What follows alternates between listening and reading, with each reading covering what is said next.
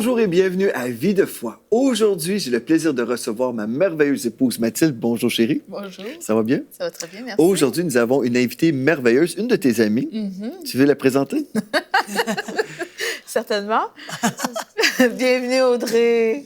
Audrey Mac, alléluia. Une femme de Juste Dieu. Audrey Mac, point à la ligne. Audrey Mac, non, mais tout le monde devrait avoir compris et rendu juste à nommer ton merveilleux nom. Tout le monde te connaît. Oui, mais Audrey, tu es une amie de la maison à EMCI.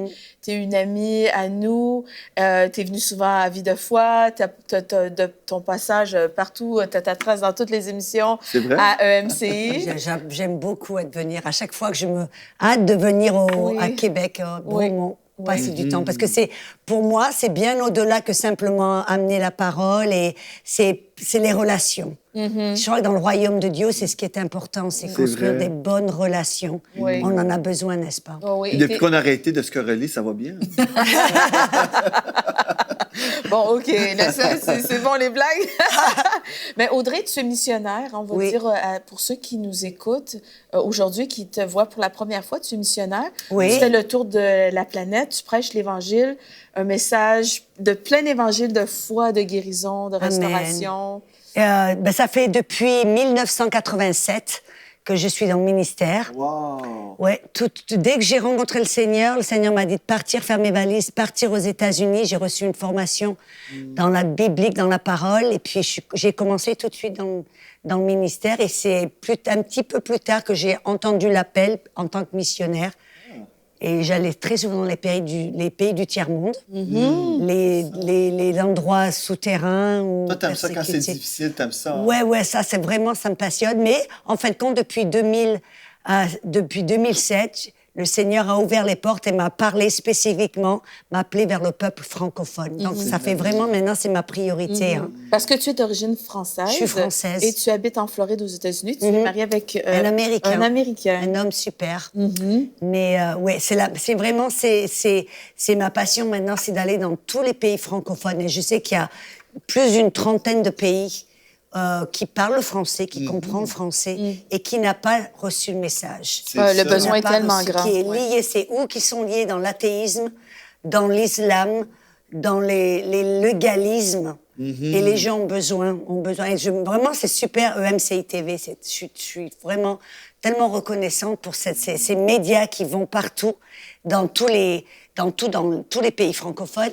Parce que moi, je vois très souvent dans des pays où ils n'ont pas le droit même de croire en Jésus, mais secrètement, ils ont un petit satellite et secrètement, ils peuvent accéder et écouter des messages vraiment. Wow. Tu sais, Audrey, en ce moment, ici, là, avec EMCI, on atteint un potentiel de 300 millions de personnes. Wow! 300 millions, c'est énorme, hein?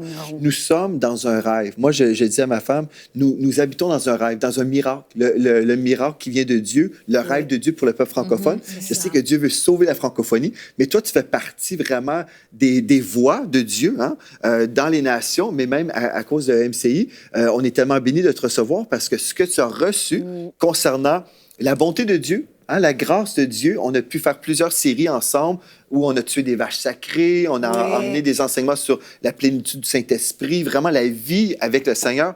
C'est merveilleux. Et aujourd'hui, on va continuer dans cette même direction. Hein, tu ne vas pas nous dire que Dieu est méchant et veut tous nous tuer, là.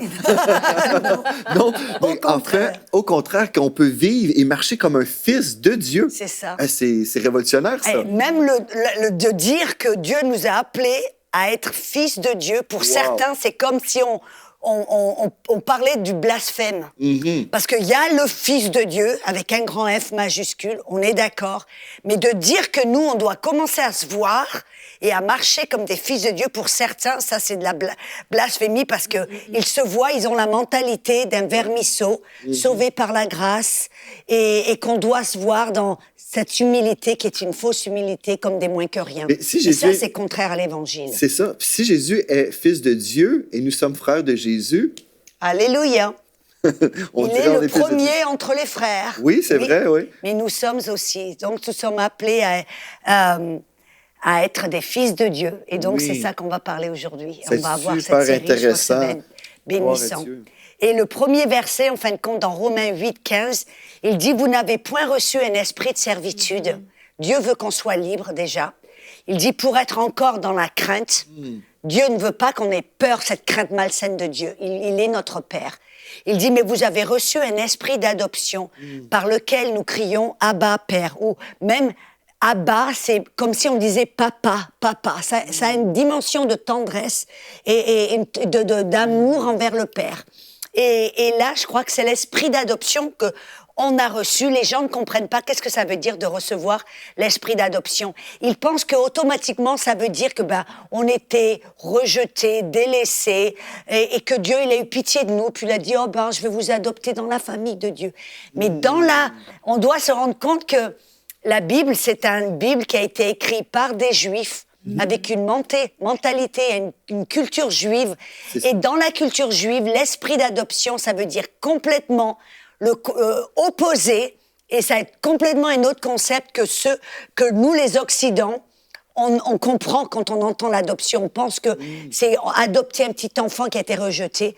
Mais dans cette culture, ça veut dire, en fin de compte, recevoir l'adoption, ça veut dire être placé comme fils dans la famille de Dieu, être placé comme fils dans une position de faveur, de confiance, de responsabilité, d'autorité. Et donc, c'est de ça qu'on va parler dans cette émission.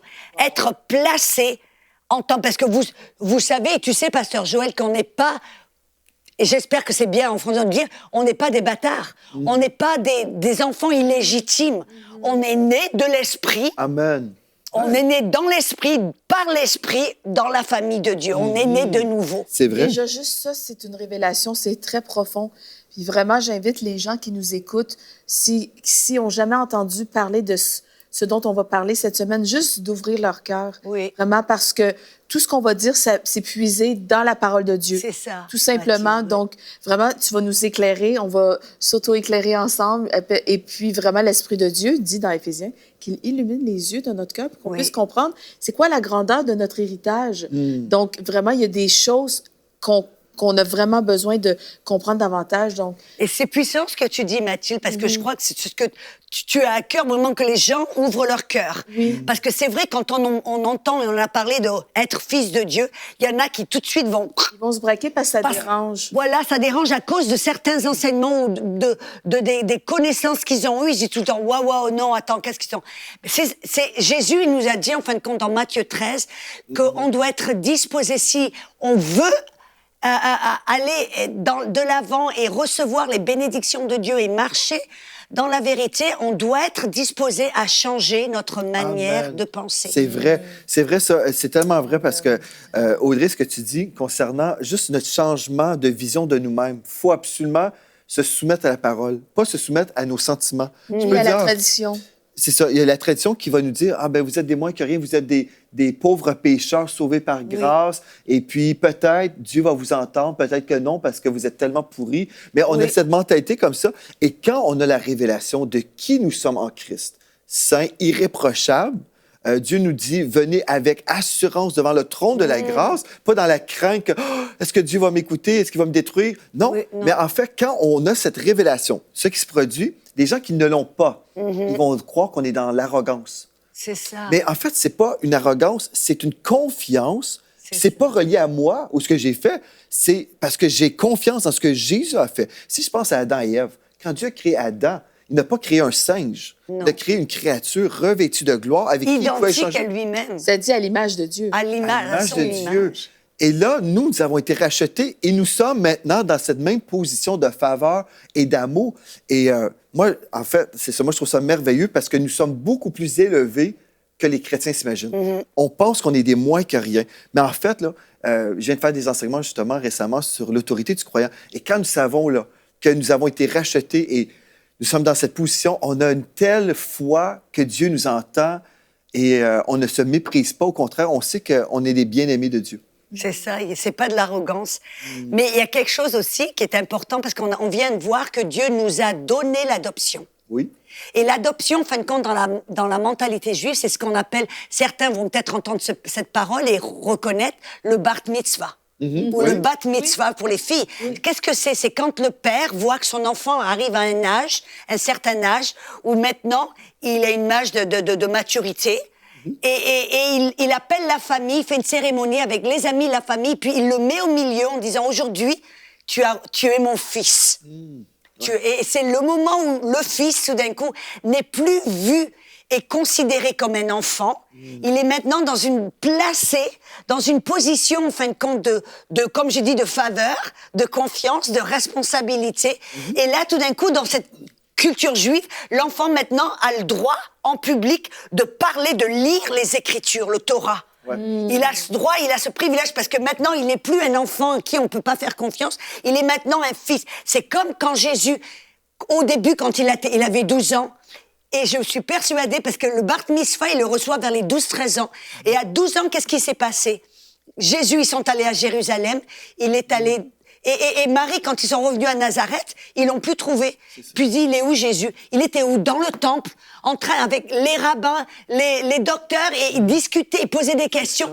Et quand Marie et Joseph l'ont retrouvé, il dit, mais pourquoi t'as fait ça? Et il lui a dit, mais mère, ne comprends-tu pas que je dois m'occuper des affaires de mon père? À ce moment-là, Jésus avait pris conscience, je suis maintenant dans une position, parce qu'il avait reçu le Bar Mitzvah. Mais c'était pas le moment du Père, parce que c'est quand que Jésus a reçu le Bar Mitzvah, ou le placement, il a reçu l'adoption du Père spirituel, c'est le jour où il est rentré dans la rivière du Jourdain. Où là, il est rentré tout d'un coup, le ciel s'est ouvert, l'Esprit de Dieu, qui est la puissance du Saint-Esprit, s'est posé sur lui, l'a rempli, et le Père a déclaré, aujourd'hui, tu es mon Fils bien-aimé, en qui j'ai mis toute mon affection. C'est là que Jésus a reçu l'adoption. Et cette adoption nous a aussi été donnée, parce que Jésus était notre exemple. Et il dit aussi maintenant, tout comme le Père m'a aimé, le Père vous aime. Oui, de la même façon. De la même façon. Et ça veut dire que nous aussi, c'est ce que Paul a eu cette révélation, lui qui était un pharisien des pharisiens avant. Il a compris et vu que le Père maintenant nous donne l'adoption, tout comme il l'a donné à Jésus. Il nous place dans cette position de faveur, de confiance, de responsabilité, d'autorité. Mais nous devons la recevoir. Il y a ce verset que Paul nous dit, que j'aime beaucoup. C'est dans Galates 4, versets 4 et 5. Il dit, Dieu a envoyé son Fils, et je saute un petit peu, pour que nous puissions recevoir l'adoption comme fils. Et parce que vous êtes fils maintenant, Dieu a envoyé dans nos cœurs l'esprit de son Fils, lequel crie à bas, Père, ainsi tu n'es plus esclave, tu es fils. Mais un jour, j'ai vu ça, j'ai dit, waouh, Dieu nous a donné l'adoption. Mais quand j'ai lu ce verset, il y a la parole recevoir qui a sauté de la page. Et le Saint-Esprit m'a parlé, il dit, oui, moi je l'ai donné, mais tout le monde ne le reçoit pas automatiquement. Wow. C'est à nous de le recevoir. Ça veut dire que c'est à nous, tout comme Dieu a donné la guérison à tout le monde, mais c'est à nous de la recevoir. Wow. Ça veut dire que Dieu nous donne l'adoption, mais ça ne veut pas dire que tout le monde reçoit l'adoption, c'est-à-dire que se voit maintenant comme fils, dans cette position de faveur, de confiance, de responsabilité, d'autorité. C'est à nous d'avoir les yeux ouverts, de dire « Waouh, je suis un fils de Dieu. Je suis frère de Jésus. Maintenant, je suis... » l'adoption. On doit recevoir cette adoption. Waouh, c'est profond. Et écoutez ça un petit peu, ces versets. Moi, ça m'anime. Somme toute, oui, Audrey, vas-y. Non, mais c'est dans... Ça veut dire pour nous, qu'est-ce que ça veut dire? Tout comme Jésus a reçu l'adoption le jour où il était dans la rivière du Jourdain. Et dans Matthieu 3, 17, Jésus a dit, celui-ci est mon fils bien-aimé en qui j'ai mis toute mon affection. C'est ce que le Père a déclaré sur Jésus. Mais dans Jean 3, 35, Jésus a dit, le Père aime le Fils et lui a remis toutes choses entre ses mains. Donc si Dieu a remis toutes les choses entre les mains de Jésus, il nous a aussi remis toutes choses entre nos mains. Parce que nous sommes le corps de Christ. Nous sommes le corps de Christ. Et c'est ce que Jean 5, 20 dit, le Père aime le Fils et il lui montre tout ce qu'il fait. Ça veut dire que le Père nous aime aussi et il veut nous montrer tout ce qu'il fait. On n'est pas dans l'ignorance. On fait partie de la famille royale de Dieu, là. C'est ça. On doit voir ce parallèle entre nous et Jésus. Tu l'as dit, Pasteur Joël, il est la tête, mais nous sommes le corps. Ouais. Si Dieu lui a remis toutes choses entre ses mains, il nous remet toutes choses entre nos mains. S'il lui montre toutes choses qu'il fait, il nous montre toutes choses qu'il fait. Et Jean 16, 27 dit, le Père lui-même vous aime, tout comme il m'aime. parce qu'il vous m'avez aimé. Je veux juste ouvrir une parenthèse ici. Ça n'a pas trop rapport, mais ça a le rapport quand même. Mais en fait, l'autre fois, je prêchais et puis la Bible nous dit qu'on doit aimer notre prochain comme nous-mêmes. Mais plusieurs chrétiens ne s'aiment pas. Je dois aimer mon prochain comme je m'aime. Mais si je me déteste, je me regarde je me méprise. Je me méprise. C'est pour ça que je peux mépriser mon prochain. Mais en fait, quand on est adopté dans la famille royale de Dieu et on reçoit l'amour de Dieu là, par révélation, c'est comme, la même façon que Dieu a aimé son Fils, il m'aime aussi. Donc, si Dieu m'aime, peut-être je ne suis pas si méprisable que ça. Peut-être je devrais aussi m'aimer. Mais je pense que les gens, on a des blocages. Hein? C'est comme, je ne suis pas vraiment fils de Dieu, bon, un enfant de Dieu, mais la Bible dit autre chose, là. C'est-à-dire qu'on a du mal à se voir comme Dieu parle de nous, là. Dieu parle de nous comme, selon des termes très élevés. Mais là, si je me réconcilie avec la vérité, puis je dis, OK, c'est ça que tu dis sur moi. Je trouve ça difficile parce que ma perception humaine, c'est autre chose.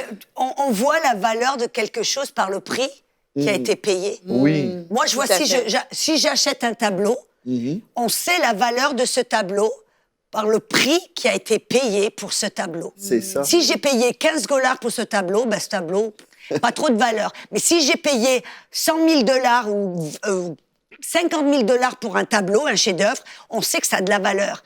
Quel prix a été payé pour nous?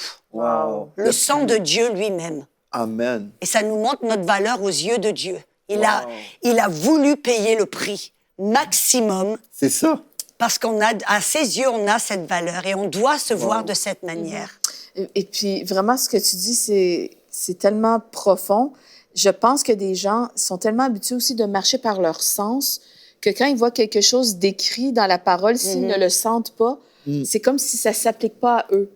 Mais il faut savoir que la parole ne se sent pas, ça se reçoit par révélation. Donc, que je sente ou que je ne sente pas que je suis fils et fille de Dieu, si Dieu le dit de moi, je dois croire et recevoir par la foi. C'est une révélation qu'on doit recevoir. Donc, on a une semaine pour s'approfondir dans cette relation. Et c'est vrai, mais par c'est la pas foi, quelque chose. important. Ah oui, OK, je le sens aujourd'hui. C'est comme si je me réveille un matin puis je me dis, aujourd'hui, je me sens pas trop sauvée, mais Dieu n'a pas retiré son salut.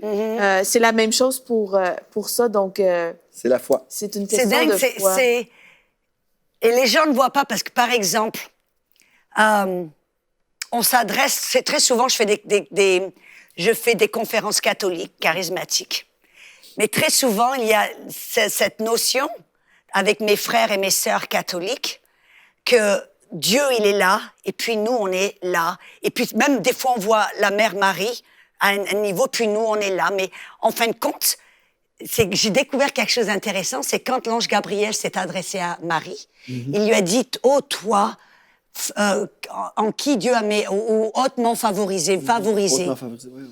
Et la parole favorisée, là, c'est la parole « charitoo », qui veut dire non seulement en qui Dieu a mis sa faveur, ça veut dire en qui Dieu a mis toute sa valeur. C'était tellement une parole qui disait « Tu es hautement, extrêmement, par-dessus tout favorisé », que ça l'a choquée en disant « Mais quel genre faveur.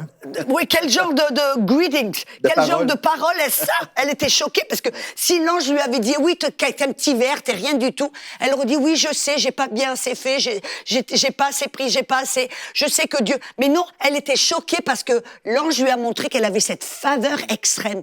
Mais c'est la même parole, charito, et ça se trouve seulement dans ces deux passages. Dans Luc 1, 28, quand l'ange s'adresse à Marie, et dans Éphésiens 1, 5 et 6, quand dit que nous avons été prédestinés pour nous adopter par lui, par Jésus, selon le bon plaisir de sa volonté à la louange de sa gloire, dans lequel il nous a rendus charitoo. Il nous a rendus agréables. Et quand les gens pensent agréable, ils pensent tolérable. Je suis tolérable à Dieu. Non, on n'est pas juste acceptable, tolérable. Dieu nous tolère, on est agréable, extrêmement, hautement, par-dessus tout, excessivement favorisé. Wow. Tout comme la Mère Marie. Wow. Parce que quand il nous voit comme son fils Jésus, qui lui est extrêmement, il avait la faveur du Père. Dieu avait mis toute son affection, toute sa faveur en lui. Et on doit se voir, on n'est pas inférieur au Père, inférieur à Jésus, dans le sens de faveur, je parle, ou d'affection. On n'est pas inférieur à Marie. Non, Dieu nous voit extrêmement au-delà, et il nous a tout remis, il nous a tout donné. Tout ce qu'il a, Jésus l'a dit, tout ce que Dieu m'a donné, je vous le donne. Et c'est ça qu'on doit savoir, on est dans cette position. C'est pas simplement des objets, des sujets de Dieu, des serviteurs. Non, on n'est pas vu comme des serviteurs, même si on est appelé à servir, on est vu comme des fils. Et ça, c'est une grande différence. Parce que vous savez, par exemple, vos filles, Félicité et Floramé, elles ont une faveur avec vous bien plus que ceux qui travaillent dans votre église, même si vous les aimez, ceux qui travaillent avec vous, elles ont une faveur et vous êtes disposés envers elles bien plus que n'importe qui. C'est vrai. Que ce soit des amis, même vos meilleurs amis. Vos filles ont une place, une position avec vous bien supérieure à vos amis intimes, à ceux qui travaillent avec vous. Pourquoi ? Parce qu'elles sont vos filles. C'est ça. Moi, je vois l'image, en fin de compte, je dis toujours, c'est comme par exemple, vous avez une maison, et puis vous avez une chambre d'hôte. Moi, j'ai une chambre d'hôte dans la maison, puis par exemple, quand vos enfants étaient toutes petites, peut-être que vous avez besoin de quelqu'un pour vous aider à vous occuper de vos enfants. Vous aviez peut-être une nanny, c'est un exemple. Donc, vous aviez une petite chambre avec une nanny, une fille au père, et puis une chambre d'hôte. Et peut-être que tout d'un coup, vous avez invité votre meilleur ami intime à la maison. Et puis, ce jour-là, il y a un torrent, il n'y a pas des torrents, mais des tempêtes, il y a du vent fort. Et puis, qu'est-ce qui va se passer tout d'un coup ? Il va y avoir tellement des éclairs, ça va être tellement impressionnant. Qu'est-ce qui va se passer ? Peut-être que vos amies intimes, elles sont effrayées parce qu'elles n'ont pas l'habitude de ce genre de tonnerre. Est-ce qu'elle va venir ouvrir la porte de votre chambre, sauter dans votre lit pour se faufiler entre vous deux ? Mais c'est votre amie intime. Non, elle n'a pas ce privilège. La petite nanny, la fille au père, elle n'a pas habitude aussi. Est-ce qu'elle va le faire ? Elle a peur tout d'un coup. Est-ce qu'elle va ouvrir votre chambre, ouvrir la porte, sauter dans votre lit, se faufiler entre vous deux ? Non. Mais vos filles, est-ce qu'elles l'ont fait, peut-être ? Oui. Et est-ce qu'elles vont le faire ? Elles n'auront même pas. Oh, wow. Elles vont le faire sans même y penser. J'ai peur, il y a du tonnerre. Hop, elles vont courir dans la chambre de papa et maman, elles vont ouvrir la porte, elles vont sauter sur le lit, se faufiler sous les draps entre vous deux. Papa, maman, j'ai peur. Parce qu'elles connaissent cette relation entre filles et père. Vous voyez, l'ami ne le fait pas, le serviteur ne le fait pas, n'a pas cette assurance d'aller dans la présence. Mais un fils peut le faire. Parce qu'il y a cette intimité, il y a cette position de faveur, d'amour, de confiance. Et c'est cette position que nous, comme tu disais, on n'a pas cette crainte. On vient avec assurance parce qu'on a cette relation entre père et fils. On sait que papa nous aime. Et c'est pas de l'arrogance, comme tu disais, pasteur Joël. C'est pas de l'arrogance, c'est cette confiance, cette assurance que mon père, je suis fils, je suis fille. Mon père m'aime de toute son affection. Et puis moi, j'ai la confiance que même quand j'ai peur, quand il y a quelque chose qui se passe que je comprends pas, je peux courir vers lui avec assurance. Mais tes exemples sont tellement parlants, Audrey. Puis je fais juste réfléchir à quelque chose de anodin, mais nos filles n'ont pas besoin de nous convaincre qu'elles sont nos filles. Voilà. J'ai pas besoin de convaincre le père que je suis sa fille. C'est comme, tu es mon père, tu es mon père. Oui, je suis ta fille. On n'a pas besoin. C'est juste quelque chose. C'est une vérité, c'est une réalité, et c'est ça, on n'a pas besoin de... Nous sommes nés dans la famille. Oui, c'est ça. Je veux revenir sur ton texte d'ouverture dans Romains 8,15. Vous n'avez point reçu un esprit de servitude pour être encore dans la crainte. Oui, on a une révérence pour Dieu, mais pas une crainte. Pas une crainte malsaine. Malsaine. Mais vous avez reçu, encore le mot, vous avez reçu un esprit d'adoption. Parce que plus tard, dans Galates 4, tu disais... pour que nous puissions recevoir l'adoption, mais vous avez reçu On doit recevoir. un esprit d'adoption. Et je sais qu'il y a des personnes à la maison qui nous suivent, qui sont là, qui n'ont pas reçu cet esprit d'adoption et qui se disent « Mais qu'est-ce que je dois faire? Est-ce que je dois acheter quelque chose, payer quelque chose? » Comment on fait, Audrey? Eh bien, on le fait, c'est simplement, ce qu'on est en train de faire en parlant, c'est une révélation. On reçoit l'adoption quand on ouvre notre cœur et on dit « Waouh, tu es mon père. J'ai pas besoin de te persuader que je suis ta fille ou te motiver ou te manipuler, essayer de faire... d'avoir cette révélation en disant « Ouais, Père » et prendre par la foi, comme tu disais, Mathilde, par la foi, accepter que Dieu est mon Père, que je suis son fils ou sa fille, que j'ai ce privilège, que j'ai recevoir l'affection, recevoir l'amour, recevoir cette révélation et recevoir cette position en se disant, par la foi, je suis fils de Dieu, je suis fille de Dieu. Merci Père. C'est simplement, on n'a pas besoin de jeûner, de prier, de faire quoi que ce soit. C'est par la foi, en acceptant cette vérité. Puis la réception du pardon de tous nos péchés. On sait que Jésus a déjà payé pour qu'on soit pardonné. Donc, on reçoit le pardon de nos péchés et l'esprit d'adoption au même moment. Est-ce que c'est comme ça que tu l'expliquerais? Ou pour qu'une personne à la maison qui est là, qui ne connaît pas Jésus du tout, là, qui entend pour la première fois une émission comme ça, où Jésus, on parle de Jésus, mais qu'est-ce que la personne doit faire pour faire partie de cette famille royale? Elle doit donner, elle doit croire que Jésus, il est le Fils de Dieu, qu'il est cette rançon qui a été envoyée pour payer notre dette. Nous sommes nés, en fin de compte, à cause d'Adam, nous sommes des pécheurs par nature. Et quand on reconnaît que Jésus, il est venu, non pas pour lui, mais pour nous, pour payer cette dette avec son sang. Et quand on croit cette vérité et qu'on prie, Paul a dit, quiconque croit dans son cœur que Jésus est le Fils de Dieu et qu'il confesse de sa bouche qu'il a ressuscité des morts, nous sommes sauvés. Amen. Nous recevons là la vie éternelle. Et à ce moment-là, quand on reçoit la vie éternelle, au travers de cette confession de foi, on peut aussi recevoir l'adoption. On est né de nouveau dans la famille de Dieu, mais là, on peut aussi recevoir l'adoption. On dit ça. Oui, je ne suis pas simplement qu'un enfant de Dieu, mais je veux être ton fils. Ça veut dire que je veux choisir de vivre ma vie pour toi, Dieu. D'être ton fils, de faire partie de la famille ou du business père et fils.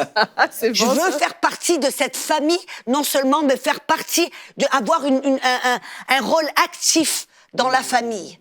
Et d'être Amen. ton fils, de recevoir ta faveur. Et on peut le faire par la prière. Amen. Et tout simplement, en terminant cette émission, il nous reste quelques secondes, mais il reste assez de temps pour vous de dire oui. Je te reçois, Seigneur Jésus, dans ma vie. Je reçois le pardon de tous mes péchés et je reçois par la foi l'esprit d'adoption. Amen. Amen. Si vous dites Amen avec foi, gloire à Dieu, bienvenue dans la famille royale de Dieu. Amen. Vous Et êtes nos maintenant- frères et nos sœurs. Par révélation, ils doivent dire, je suis non seulement enfant de Dieu, mais fils de Dieu. Amen. Le Dieu même. Gloire à Dieu. Écrivez-moi à videfoi@emctv.com et dites-moi ce que Dieu a fait pour vous et on va vous envoyer un courriel avec le disciple victorieux pour vous aider à vous enraciner dans les voies de Dieu. Merci Audrey, merci à mon épouse et merci à vous d'avoir été là. C'est un rendez-vous à ne pas manquer demain et d'ici à demain, soyez richement bénis.